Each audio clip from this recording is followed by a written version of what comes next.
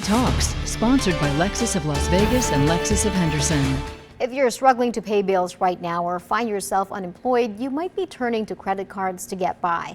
I asked local financial professional Brad Zucker from Safe Money Advisors about the mistakes we should avoid making with our credit cards during a pandemic. So Brad, a lot of people might be turning to credit cards now more than ever, but what are the mistakes people need to avoid? Well, mistake number one is not asking for help. A recent survey in March showed 1 in 7 people are worried they're not going to be able to pay their bills in full this month.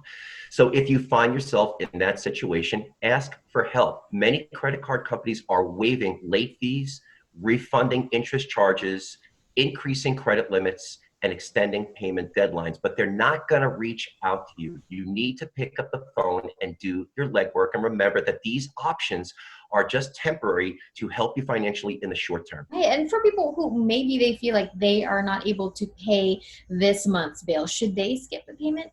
Skipping payments looks like a great idea in times like this, but the interest rate on those credit cards can increase dramatically, ultimately hurting your credit score. Also, if you're more than 30 days past due, the issuer may call the credit bureaus, and that could flag you for future loans. So if you know that you're going to be late on your payment, call and ask the credit card company if they're flexible.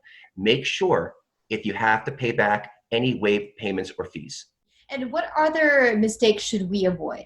Well, having too many accounts, many credit cards means more chances that you're going to go into debt. And every time that you apply for a credit card, it can temporarily take points off your credit score. So if you need to lower your interest rate or do a balance transfer, your best bet might be calling your existing credit card company and ask them for what you want. Remember, for a credit card company, it's easier to retain a customer than to recruit a new one.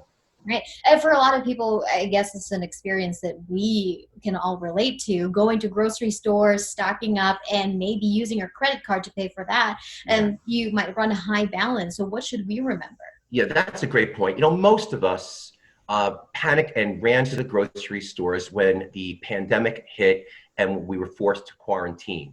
We stocked up on household staples like bread and toilet paper. Watch your spending carefully.